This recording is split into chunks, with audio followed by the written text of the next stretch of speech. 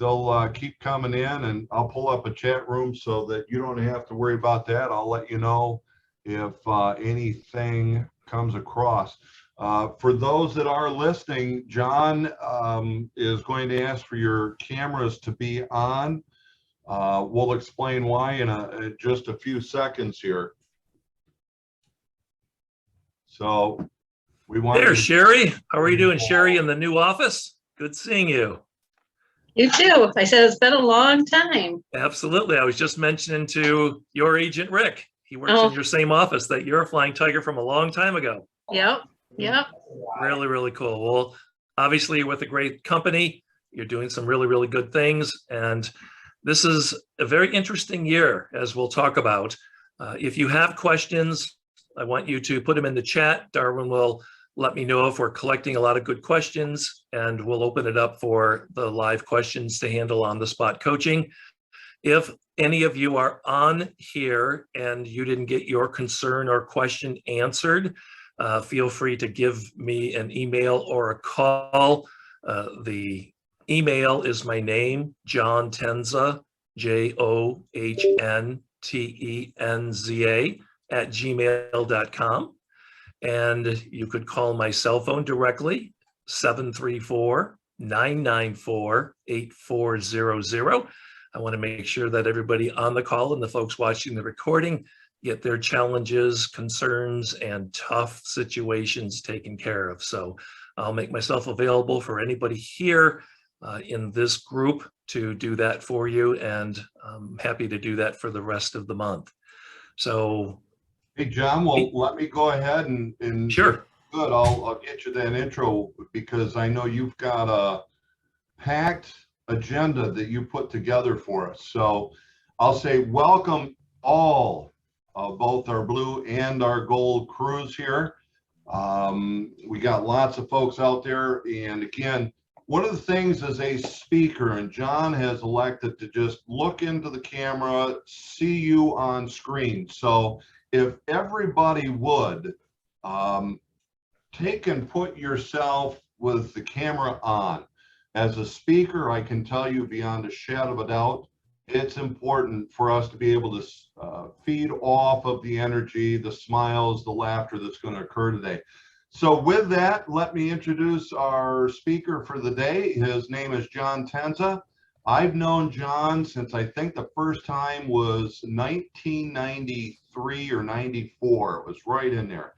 John has a unique presentation style with some great energy and information. He's a Michigan guy. So, you know, John understands our market on top of it. Today is going to be fun. It'll be productive. I will share with you that John's spoken at the international conventions. I actually had John into Chicago when I was regional service director for Century 21. We had 2,000 plus agents. And if you know the name Les Brown, then we know the huge talent that actually kicked off our event this day, with John having to follow up in the afternoon. And what I'll let you know, everybody stayed. So John, bring it to us. Talk to us all about negotiations. It's all yours. Thank you so much, Darwin. Thank you very much, everybody, for being here.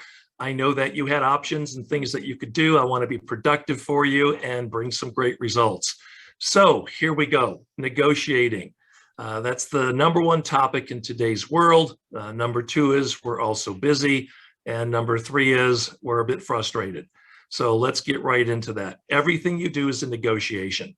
In fact, the Latin root of negotiation is to carry on business. And so let's talk about commissions also. That's one of the biggest things we're negotiating now. You see people on TV saying they'll do it for 2% and they'll give you a top producer. I want to share with you something hot off the press. It just came to me today in an email, and it's from one of the top agents that work in the same office I do in Ann Arbor, Michigan. And he does about 25 million a year in closed production. So I would say a strong agent. And here's what he said. He emailed this out. He actually posted this on Facebook also. He said, don't be fooled by those TV ads claiming that they sell your home with a top agent for 2%. It's smoke and mirrors. First, they don't tell you, you still have to pay the buyer's agent 3%. And as far as a local top agent, that's absolute comedy. He said, I don't know any top agents that work for 2%. He said, there are reasons they're top agents because they're productive, because they bring experience, because they produce great results. So he said, you're going to end up working with probably a rookie who's 40 miles away and not even in your service area. Now, this is a real live example. He had this happen. He said, as an example, one of these top agents told a couple in his service area that they would sell their home for $239,000, and he just sold it for $300,000. Okay, I want you to get what's called the law of contrast. Someone is looking at pennies and they're busy picking up pennies and they miss the $100 bill on the other side of the foot. So where is their focus? It all comes down to how we set it up, how we ask questions, and how we frame it. So listen, I'm going to wrap up with his email. They could have saved a commission of $2,400 by going with this top agent. He said, as it turned out, they suffered not saving that $2,400, but they gained $60,000 by going with a real pro.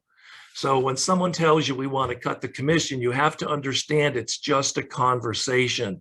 It's nothing we should be worried about, upset about. We should expect it in today's world. Now, let me share a couple other things with you.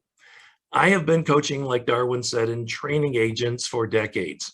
And what's interesting is that people come up to me, and when I hear them say, man, I'm getting all these objections, it's like, well, what objections are you getting? Because for the last 40 years that I've been in the real estate business, there's no new ones. They're all pretty much the same.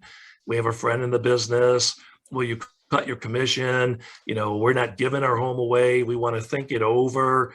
And, you know, if you're on the buyer side, we're not paying that much, you know, and so you have to know how to respond intelligently to these because you're going to get them. Now, I teach all agents that I have the good fortune to train or coach that when someone says to you, what's your commission? It isn't just the words that come out of your mouth. Okay. It's how you say it. It's who you're being. It's the energy that you're transmitting. It's what you look like, your nonverbals, your body language. All of that combines to make you credible and confident. Now watch this. Someone says to me, well, John, what's your commission? And I say, we're supposed to ask for 6%. Okay, did anybody believe that I think my commission is 6% or I'm worth that much? Okay, so check this out. Let me do it again now. 6%? Well, our contract says 6%. See, those are all like me reaching, like I don't even believe I'm worth that much. Now let's break this down and give you an example. Let's say we're going after a $400,000 listing. Okay, and you and I both understand that 6% doesn't go in all of our pockets. There's many splits that come out of that. So it's split 50-50, 3% list side, 3% sales side, but the seller doesn't care. They don't care that you get a split on your side and then there's a split again, and then you have all your board dues and other things in professional photography. They don't care. What they're seeing is $400,000 you're going to sell my home for times 6% commission. Oh my God, that's $24,000. If I make 20 bucks an hour at work, how many hours do I have to work at $20 to make $24,000? And these homes are selling in like 1 or 2 days. Are you worth $24,000 for 2 days of work? All right, everybody, do you see what I said? Everything is negotiating. We have to educate buyers and sellers to the market. We have to let them know, and I want you all to hear this because Chris asked me to start with, handle some tough stuff right away, Tenza. What you want to get is that if you went to the Elton John concert, and he was here, he was at the Detroit Tiger Stadium, he was in Grand Rapids recently, and the tickets were like $490 a piece. So if you took your significant other, your spouse, your special person, and both of you went, you would be dropping $1,000 to hear Elton John. Okay, and you would say, well, it was worth it though, because this is his last tour and I got to see him in person, and you can sing along with the songs. But somebody else might say, well, you could download that. You could go on Spotify. You could buy the CD for 15 bucks. Why'd you spend $1,000? See, you spent the $1,000 for the experience. You wanted to have the good memory forever. So if you would be thinking about $1,000 as a lot of money to see Elton John, a superstar in the music industry for decades, and now you're sitting across these people on a Zoom call or at their kitchen table, and you say, well, the commission is $24,000. Do you see why they could hesitate for a second, lean back and say, really? Well, let me see what $24,000 looks like. So what they're saying to you is, if you hear, will you cut your commission or you lower your commission, what you're actually hearing is a gift from them. And that gift is saying something's off. I'm hesitating. I'm not feeling your confidence. Not sure if you're the right agent for me. And inside of that, my friends, you have to be able to answer this question. What makes you different? What makes you better? Why you? With thousands of other agents running around that they could choose, what makes you the right choice for them? So you need to know what your value is. And I want you to hear that. That's with a capital V. When you hear people ask about a commission cut, what they're really saying is, I don't see the value for what you're charging me. Or inside your presentation, you say, well, I sold your neighbor's home in 12 hours and we got 16 offers and it sold for $1 million over asking price. And that person is saying, wow, if you did that in 2 days, I couldn't go to work and make 24 grand in 2 days. And you had all these offers. Well, you didn't even have to market it or do anything. I mean, all these other people brought buyers. Why am I paying you so much money? So let's break down and stop saying things like an average and ordinary real estate agent. You didn't join these companies. You're not part of this team because you subscribe to average and ordinary. You're playing for what I like to call better and best. So as you play for better and best, we have to improve our language. We have to improve our presentation. We have to make sure that we connect with people in a way that they feel that we're better, they're better off by having us, and we actually care about them. So it can't be a plastic bookshelf scripted type thing that you learned. It has to be a relationship, a connection, a rapport that those people say, I feel safe with you. I feel better off with you. You're the person I want to hire to get me better results. Okay, so inside our presentation, if I show up and I say, here's what I'm going to do for you. First thing wrong.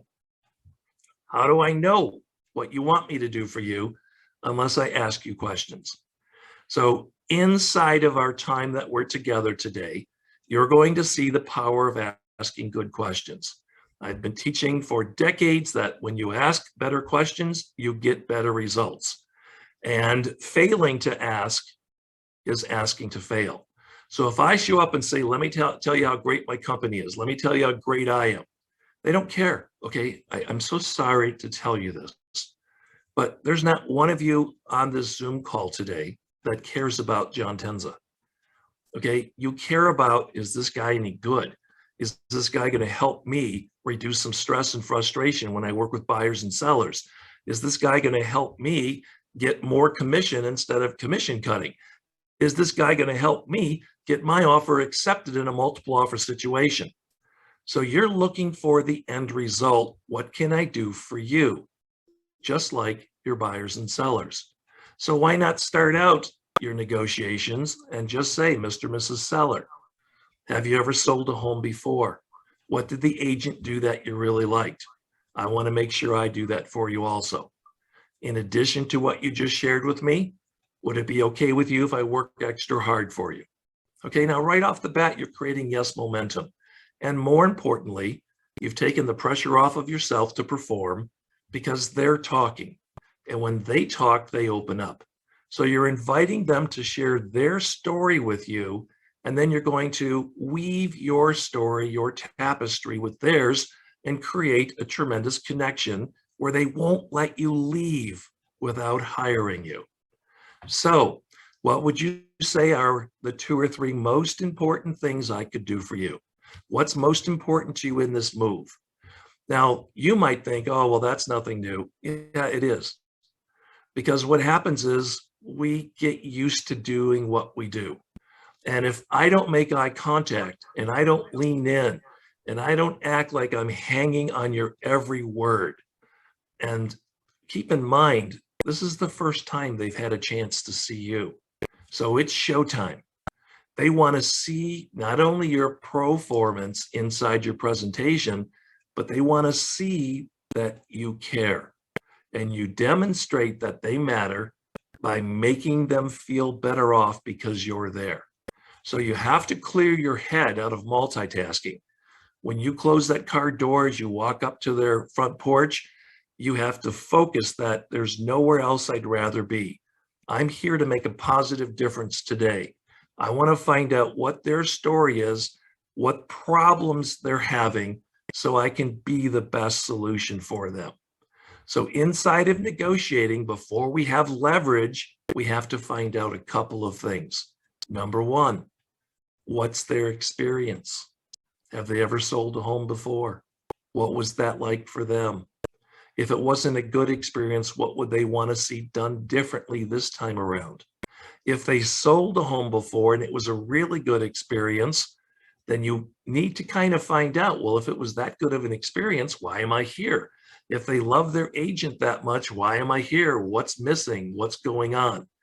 Maybe that agent moved away. Maybe that agent retired. Maybe that agent was a buyer's agent and shared things with them as a buyer's agent that they're like, oh, we wouldn't want them telling people things about us on the sell side.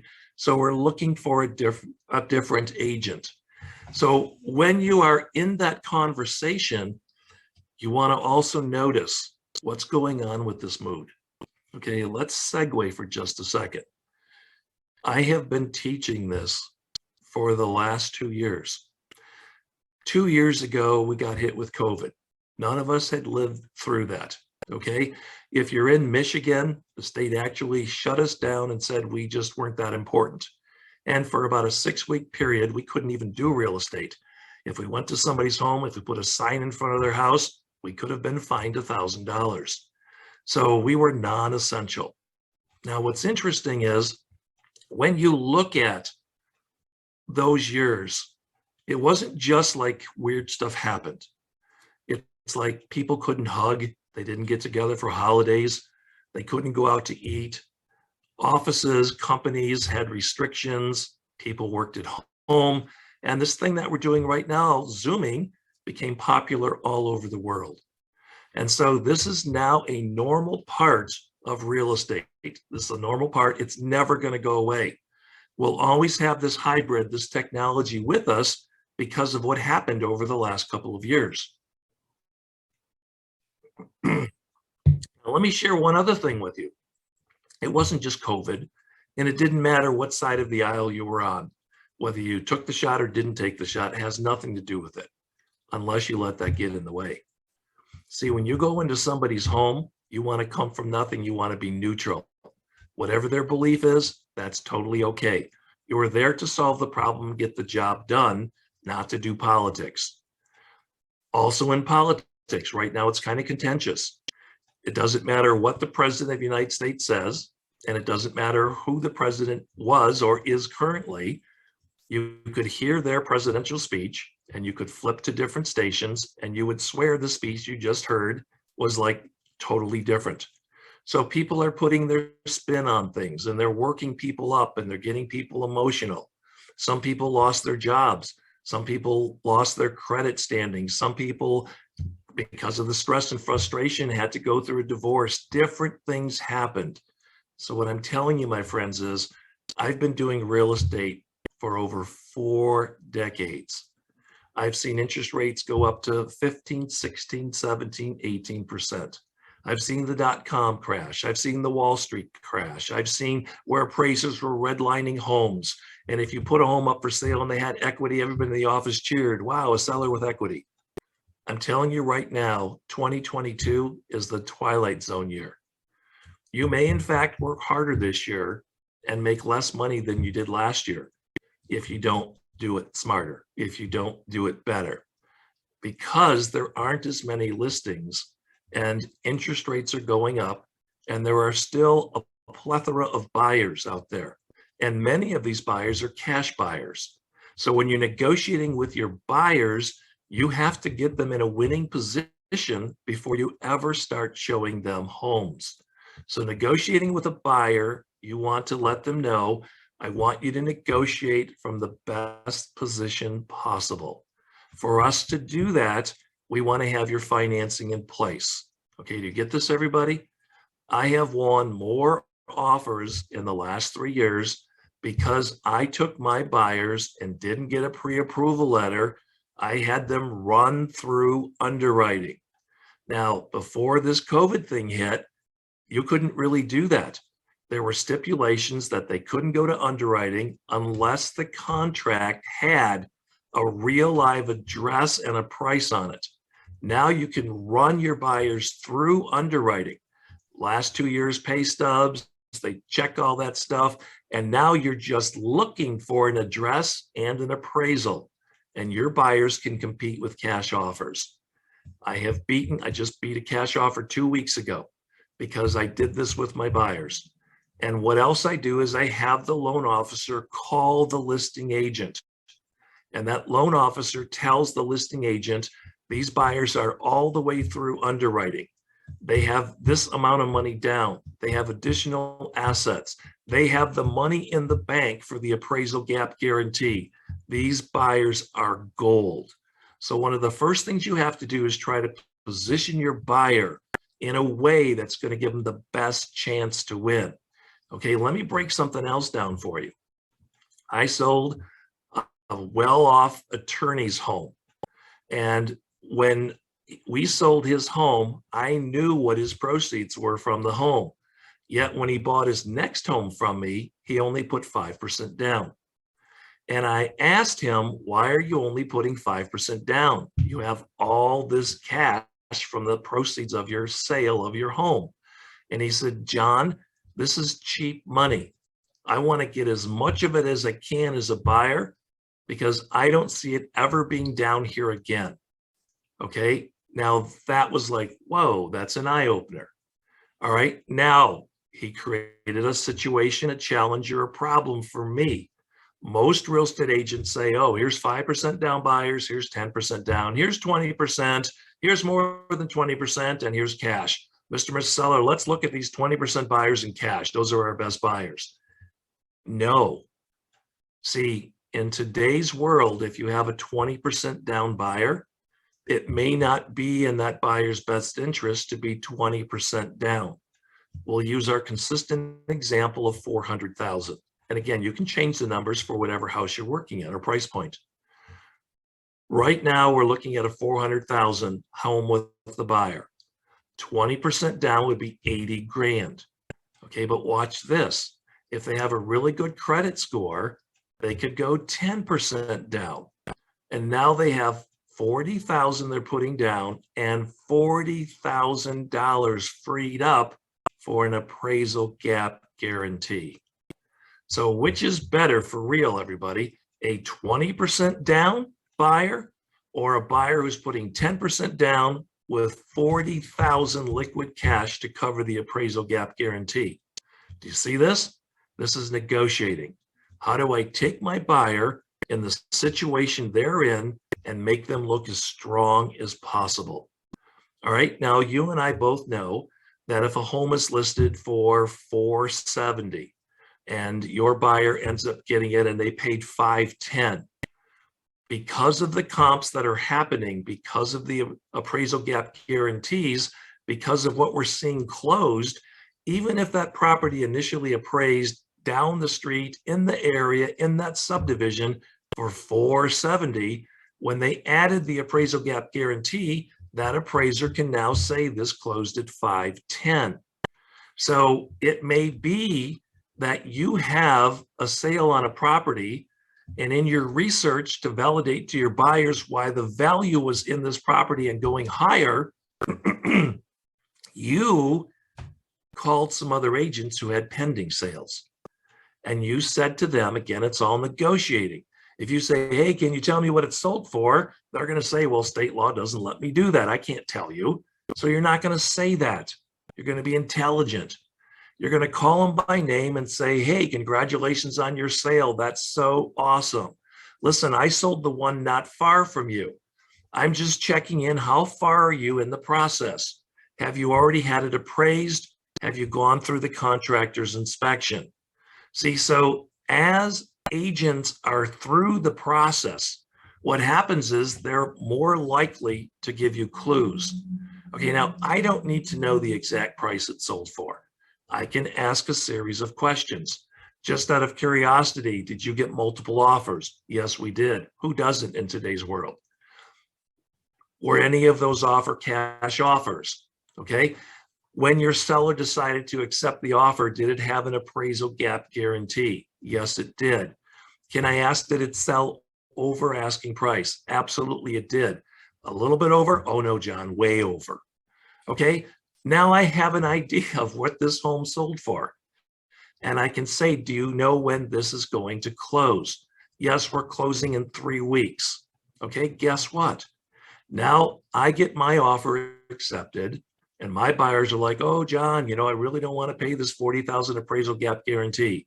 I say, here's one similar to yours. It's closing in 3 weeks. We won't order the appraisal on this one until 2.5 weeks. So on purpose, we will tell the lender, do not order the appraisal until.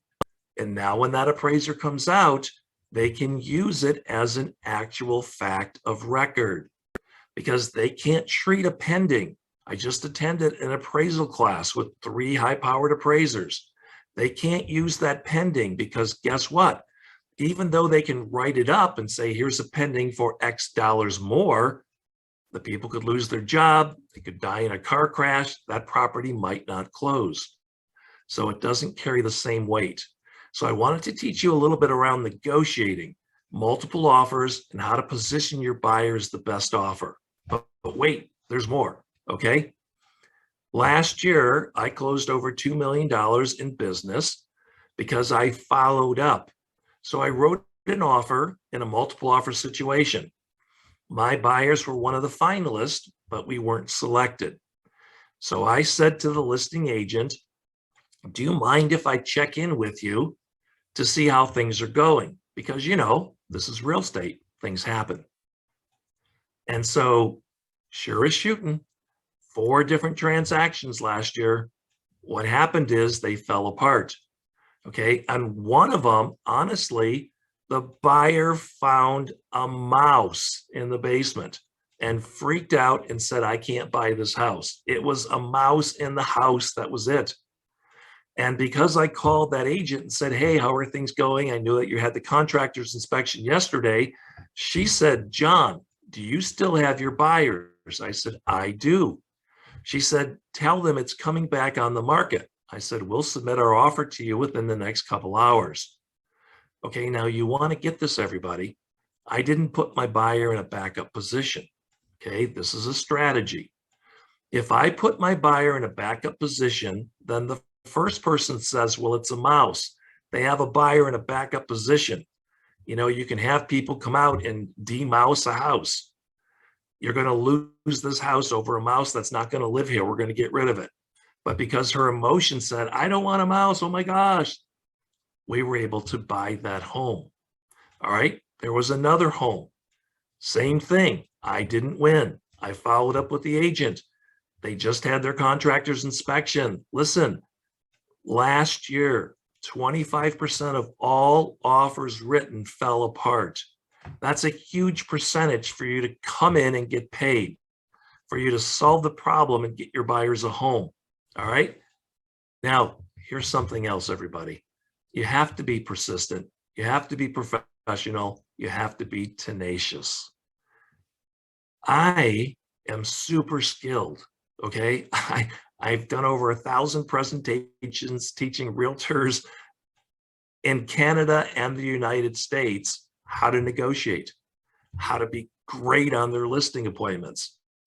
So when I have to show homes 4, 5, 6, 7, 8 times, something's weird. And that's why I'm telling you, we're in the twilight zone. Now, what you want to get everybody on this call is that if you're tired of showing people 5 or 6 homes, flip it now. What do you think they feel like? And you'll hear buyers say, maybe we should give it a rest. Okay, well, you know, interest rates just went up. Maybe we should just rent again. Maybe we should save some more money. All right, let's look at this, everybody. Interest rates went up from 3.8 to 4 something, and now they're at 5. Big deal. Try to get a credit card where your interest rate is 5%. Can't do it. Okay, they might give you a teaser for the first year at no percent, but then it's going to go right back up, jacking it up to anywhere from 19.8 to 30% interest rate. So the bottom line is this is very inexpensive money. So when we're looking at helping somebody get a home, let's look at this buyer. It is your job to stay with them. All right, now let's break this down. One of the worst things you could do in today's world would be to do the happy dance when a buyer writes an offer. Okay, you have to be like a cool cucumber. You have to say, Mr. and Mrs. Buyer, keep your fingers crossed. Let's see what happens. With the house this nice, I wouldn't be surprised if there's multiple offers against us, especially with low inventory. Okay, but if I say, oh my God, you're so lucky. This is such a great home. You're gonna love living here. This is your forever home. Oh my gosh. Okay, now they lose it. I just ripped their guts out. So I have to be in a calm type fashion. Keep your fingers crossed. I'll keep you posted. Let's hope this works out. If not, here's what happens. They lose the home. Oh, John, we lost the home. Yep, you and a million other people this month. All right, now I don't say it like that because that's cold and callous. I'm just teaching you. It's just a fact of today's world. Not everybody gets every home they write on. So what you have to do is have a reason, a benefit, something good that happened. Well, Mr. Mrs. Buyer, here's the good news. You now have seen the paperwork, the offer, everything that we have to do to write an offer, everything that we need to have in place. So when we find the next home, we will, okay, or you can depersonalize the word home and house. When we find another house that you'd like to call your home, we already know what we have to go through. So this will be a little easier the next time around. Now, guess what? We find another home. We write an offer. Now the people say, we don't want to lose this one. Let's go even higher than last time. And you say, okay, great. We'll do an escalation clause. We'll do this price for you. You still can't say, oh, this offer is so awesome. With this escalation clause, you should get this one. Because guess what? Somebody else wrote a cash offer. They don't care about your escalation clause.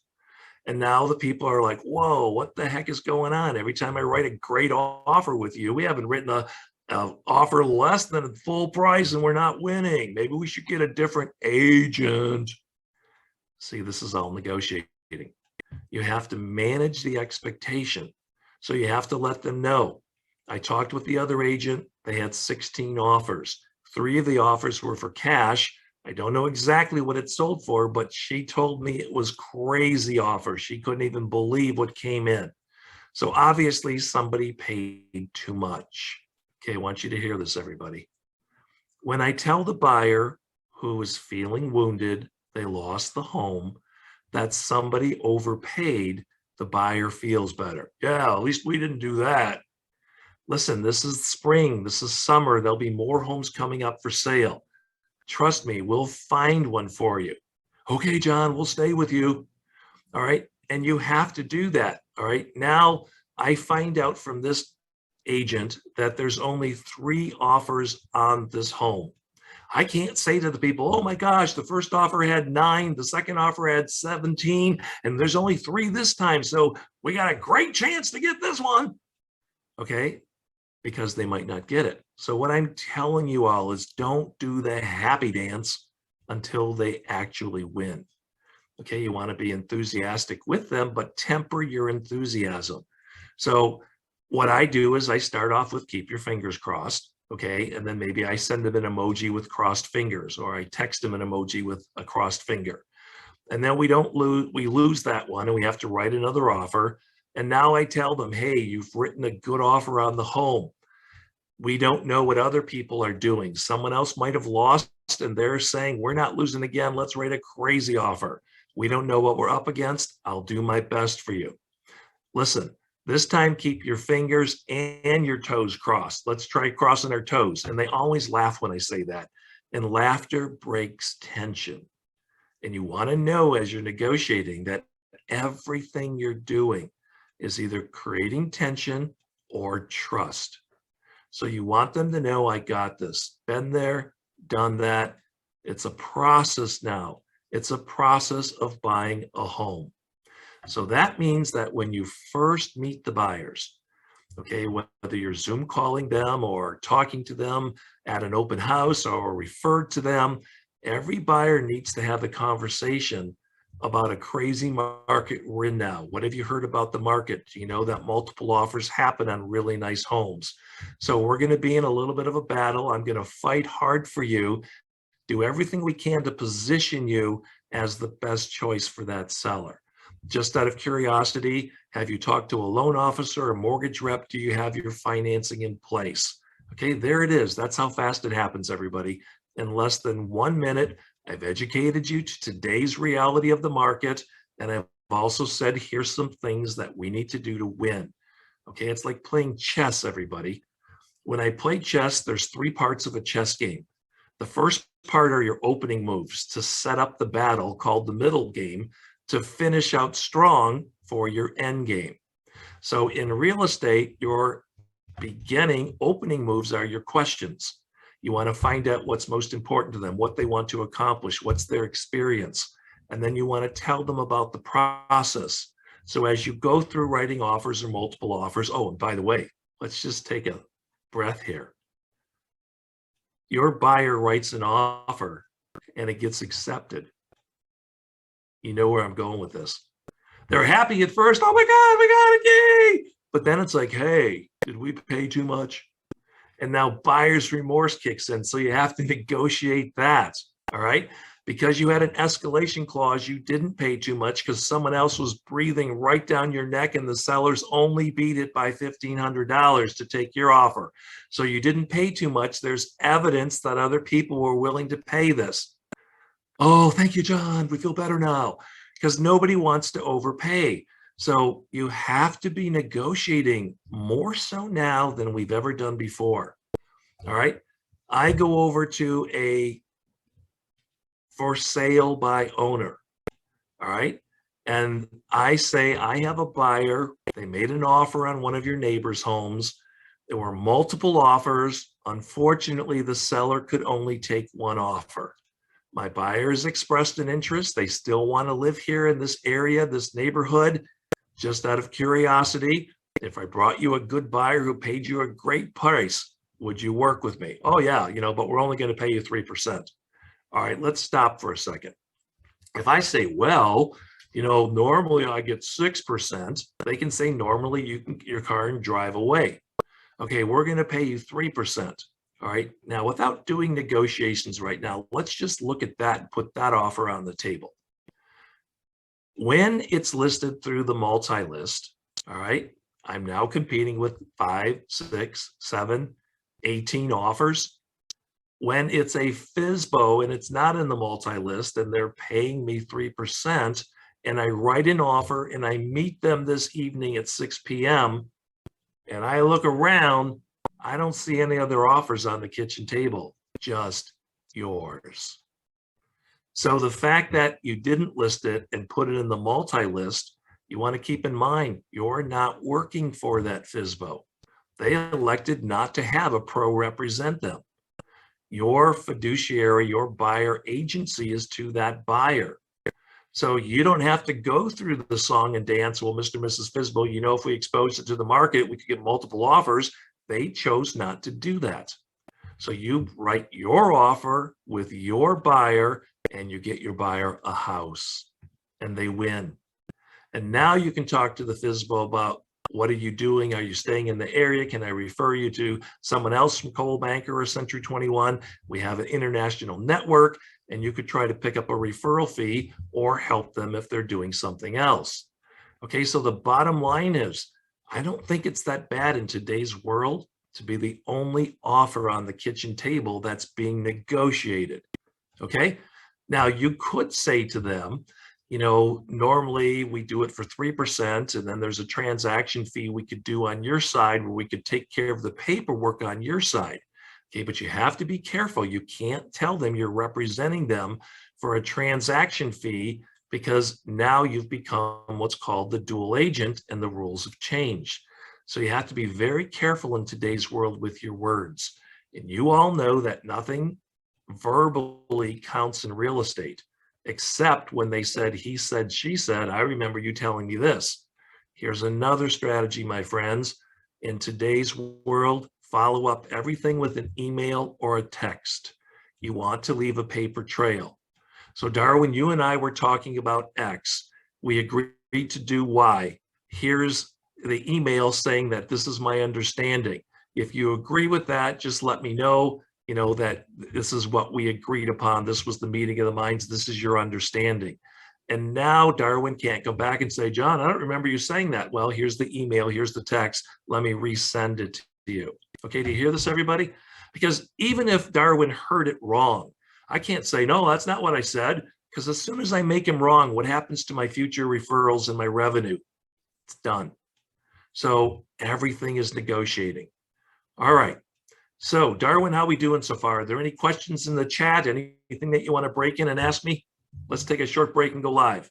Yeah, no, there's nothing out there, but gang, if you got questions, type them in and let's throw them across to John at this point. But it's interesting you bring up that aspect of, you know, I heard it this way, AVO, avoid verbal orders. And Yes, indeed. Recently with Jack Waller, he brought up the aspect of the email becoming part of an agreement. So it's one that it does put it in writing and can be used as, we'll call it, evidence of the offer. But no questions have been put in here so far, so we can keep on going. But I think the key that I'm hearing, John, it's the little details that you're throwing in that everybody's got to be picking up on, because it's those little things that we're doing. I don't even want to, my mind is going nonverbal cues, but it's totally verbal, that what you're doing in the words that you're using to be able to bring a peace of mind to buyers and sellers, but it is what you're giving them that will prevent problems and help you in negotiation of an offer. Right on. So Darwin, leave yourself unmuted. Let's just kind of go through this. I did talk about nonverbals. Now watch this. I show up at your house and say, hey, how you doing? I'm so glad to be here. Okay, right off the bat, I don't know that I'm glad to be there. I don't know that you're glad that I'm there. What would happen if this is a lateral move? Okay, and the folks are really vested in the community. They're active in their church. Their kids have best friends. They do things together. And this person isn't given a promotion. They're saying, we're moving you out to Texas. If you want to keep your job, here's what we'll pay you. Here's your position. And so now that person comes home and says, hey, I have an opportunity to keep my job. We need to move to Texas or I'm going to be fired. They're eliminating our division. Now, you and I both know that there's got to be some soul searching going on inside that home. Should I try to find another job? Should I stay in this area? Can we afford to stay here for a while as I look for a job? And then it's like this emotional distancing from, we're going to lose our friends, everything we know. The kids are like in school, they're on sports. So when we show up as Mr. and Mrs. Happy, hey, how you doing? I understand you're making a move. I'm glad I'm here. Okay, that nonverbal, that energy that we brought is enough to tank you.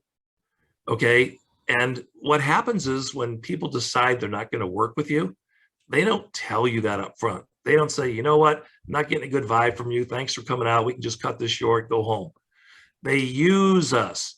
Well, what's your commission? Well, what do you think it'll sell for? Well, tell me all your research so I can at least be smarter because you showed up even though I'm not working with you because you annoy me. So Darwin, you picked up absolutely that it's no longer in 2022 scripts and dialogues. It's how do you show up? Have you mastered yourself and the language so that it doesn't sound like sales breath? And Darwin, John, if I can add, yes, jump in. when you brought that up, I'm sitting here, we preach a pre-qualifying script. Find out what you need to know. And I've always said, how do you, not the only one, but how do you become the answers to someone's prayers until you know what they're praying for? How do you handle their dreams, their wants, until you know what their dreams are, what they desire?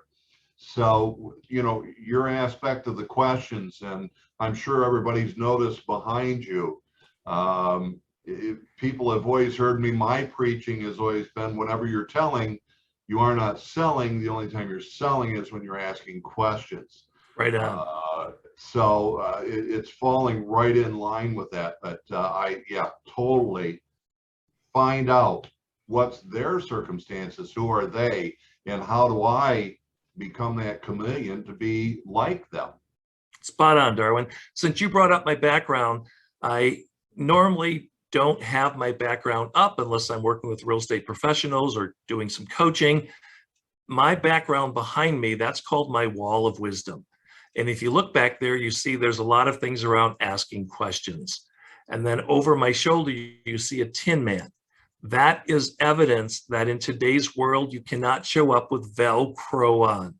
When somebody throws something upsetting to you, when they say something that because they're upset and they hook it on you, you can't have all that. It'll emotionally drain you. It's such a rough roller coaster, okay, that we go on because, we put their interest ahead of ours. We show up and we care about them. We want them to get the best results. So we put it right on our hearts, on our sleeves, unless you have Teflon coating.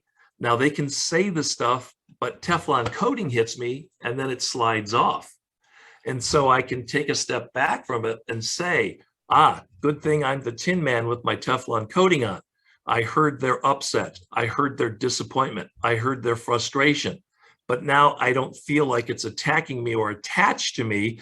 I can take a breath and create some space. So what I hear you saying is, so it sounds like you'd like to have a different result. Okay, so that's the Teflon coating. Now over my other shoulder, you see Yoda. Okay, Yoda is one of the best coaches of all time.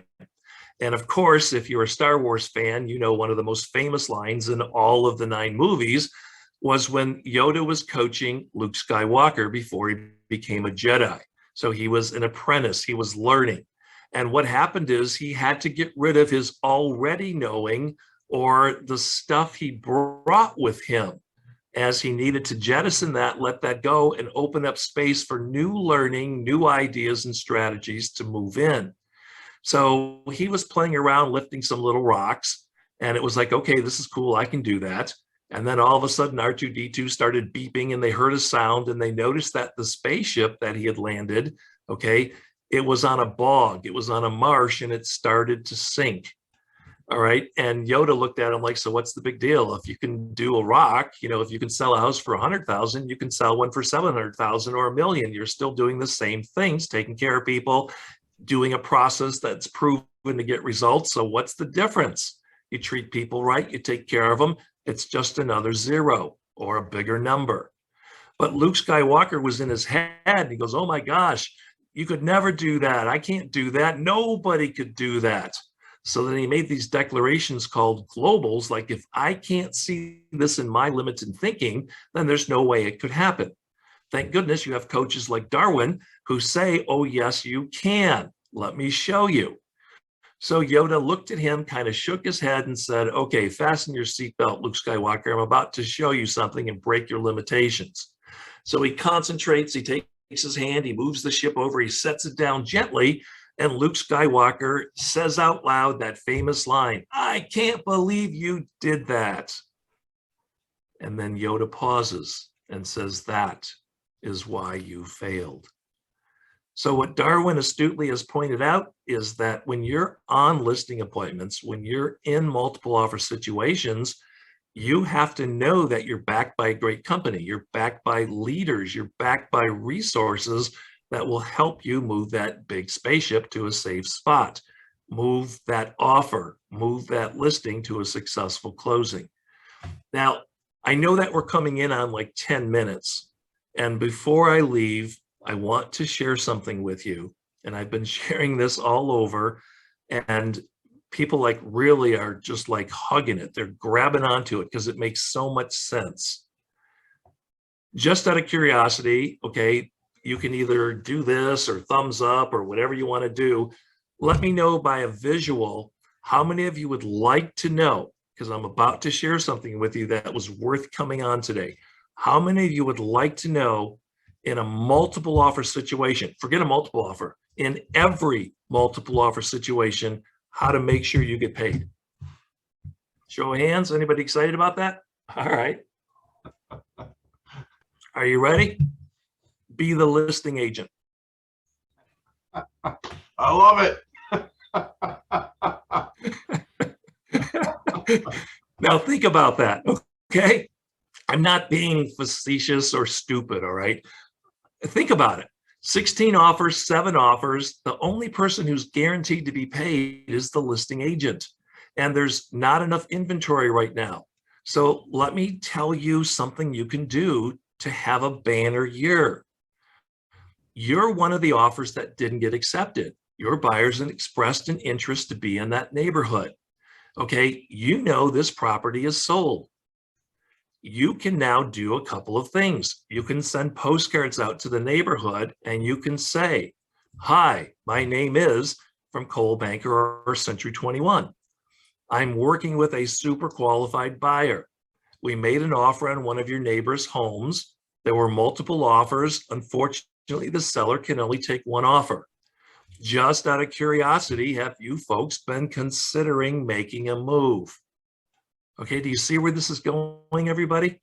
So now you use your postcard or your newsletter, okay, or old school, knock on the door and actually talk to a human, and you let them know, I've got real people. I'm not making this up. This isn't sales breath. I've got real people with real names with a real pre-qual letter. In fact, better than a pre-qual, they've already been through underwriting. And John, if I can add, jump right in, Darwin. They've already got, because we're great agents, signed buyer representation contracts. Yes. So we don't have to worry about losing the buyer. As a matter of fact, it only makes sense now that we do this. Yes. Nice, Darwin. I like that. See, because the buyer can't say, well, you know, the person says, well, I'll just try it on my own now, and the buyer will come to me. No, they can't. They're my buyer.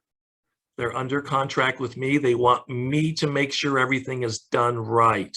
Okay, and you want to add that phrase in there. They want to make sure everything is done right. That's why they've hired me. So just out of curiosity, if you folks did make a move, would you be staying in the area, moving out of state? And then I ask this question. I say, so if the buyers fall in love with your home and they write a great offer, just out of curiosity, when would you let them move in? Now, I just found their motivation. I found their time frame. I found what would happen. Okay, and many times they'll say, in fact, I'll tell you, there's another agent out of my office, and she did this exact thing. She held a house open. They had a really good turnout. She sent postcards to the neighborhood, and 2 people from the neighborhood called her. One of them said, I got your postcard. Listen, we're moving. Come over and list our home. It wasn't come over and tell us what you can do. We got your postcard. We like your style. Come over and list the home. And the other one said, hey, we're going to be moving later this summer. Can you come over and tell us what we need to do to get our home ready to sell? Okay, so that's 2 listings. She's going to do over $1 million from the postcards that went out. And she's got those 2 plus all the other postcards out there working. So when she gets this listing and sends out postcards again and holds it open, she's going to leave being stranger danger to, oh, she's sold a couple of homes already in our neighborhood. She's the neighborhood expert. Let's call and see what she can do for us. Okay, so the more you show up, the more you leverage your expertise, the more you negotiate your position where you're not a secret agent, but you're the agent of choice, the more money that you make. All right, so Darwin, we have about 5 minutes to go. We've covered a lot of different things. Let's talk a little bit, if it's okay with you, about negotiating commission. Would that be a good way to end this up, everybody? Powerful one right there. Let's do Okay, it. fantastic.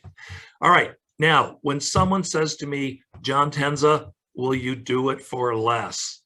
Okay, let's look at a point of reference, everybody. Will I do what for less? Okay, will I cheat you by not giving you full service? Okay, will I not return as many phone calls as I would have if you had paid me a full fee?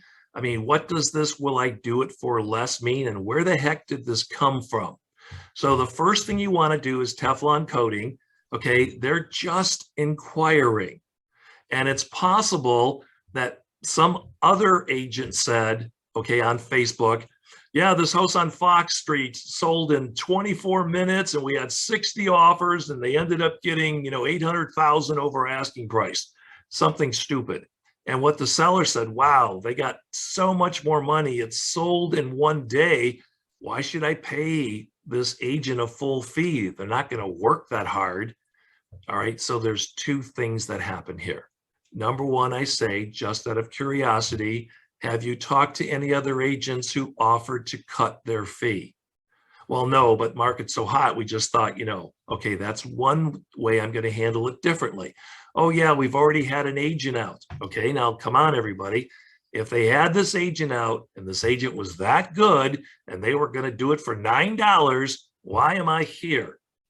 You get this, everybody? Something was missing. So it wasn't just about being the cheapest agent or they'd gone with that other person. So they're looking for the best agent who's going to produce the best results. And they found you, and now they're thinking, hey, Cheap Creep was willing to do it for less. Let's see if we can get you to do it for less. Okay? So right off the bat, I'm going to ask a couple of questions to find out where is this thought coming from. All right? Now, when they say, well, John, the homes are selling so fast, you say, I know. And everyone hear this. You want to say this from now on. Only 10% of what we do in today's faster market is finding a buyer. 90% is taking care of all the details. Dotting the I's, crossing the T's, working with appraisers, working with the contractors, working with another agent, working with the title company, working with the underwriter, the loan officer, working with the closing departments, making sure in split closings, everyone's covered and we're all coming together. That's where I earn my money. And that's why you hire me, because you want not just to sell your home once or twice, you want to successfully sell your home and bring it to closing. That's why people hire me. Okay, do you see this, everybody? I didn't even talk about, oh, they were off. How much less did they want? Oh my gosh, well, let's break this down. I created more value and I did it using story. And it's one of the most powerful ways of influence you'll ever have. Think about it. When you were little, or if you had little kids, okay, how many times did they say, Mommy, Daddy, can you tell me a story? And you have one book that's dog-eared and you've read this book to them over and over and you thought, I'm going to go on Amazon. I'm going to stop in one of the bookstores in town, support local. I'm going to buy some other cool books. And then you come home and say, look, I've got these new books for you. And they're like, okay, but can you read this one first? I really like this one. Because humans like to stay in their comfort zone. So when you tell a compelling story of how other people worked with you and won, about how you bring so much value, about the reason you charge what you charge is because it's not just about finding a buyer, it's about getting it successfully done, minimizing the stress and all the bumps that's going to pop up as we move through this transaction. Now they say, oh, I didn't realize that. Okay, now, here's one other thing I want to teach you about commission. We started this program by me saying, what's your commission? 6%? Well, we're supposed to ask 6. Well, it says here in the listing agreement, I need to ask for 6. Okay, that was all weak. What I want you to do, whatever your commission is I want you to pretend you heard this question from me. Hey, you got your cell phone, you got your watch, what time is it? Okay, nobody looks at their cell phone and goes, 6? Nobody looks at their phone and says, 6? You say it's 6 o'clock, it's 7 o'clock, it's 10:30. I want you to say your commission like you're telling them the time. So when they say what's your commission, I want you to say 10:30, 7 o'clock, 6. Say it like you're telling the time. Because when you do it that way, it comes across as more certain. This is what it is, end of discussion. And when you do it that way, you'll hear people say, oh, we thought we would ask. Okay, I'm going to leave one more with you. When someone says, what's your commission? And I tell them, and then they say, oh, right away before they can say ABC said they would do it for less, Cheap Creep said they would do it for $9, I say, with all the work I do, were you expecting more? So I'm reframing them from you're getting a deal paying me my regular fee versus what I should be charging for how hard I work. All right. So I'm seeing a couple things in the post here. I'm looking at everybody and their time frame. It is exactly 1 o'clock. I gave you my phone number. Darwin knows how to get a hold of me. I just want you to know, thank you so much, Darwin. Everybody give Darwin a big shout out. This would not have happened today if it wasn't for Darwin. He called me and said, John, we don't just want someone who's an influencer today. We want someone who can bring the potatoes and the meat and the techniques and the dialogue and the psychology behind it. Give us your best, John. So I just want you to know I totally enjoyed being with you today. Thank you so much for having me, and I look forward to coming back again. Awesome. John, thanks for being in there. Stepping in some great information. And again, gang, look for the detail within what John's brought to us today. So thank you, sir. Guys, I'm going to have this recording up on our YouTube learning channel, and you'll be able to see and hear those idiosyncrasies that John's throwing out there, because that, people, is in the fine tuning. And that's what's going to make a big difference. And as you, John, put it so eloquently, what makes you different? What makes you better? So guys, go out, get paid, find listings.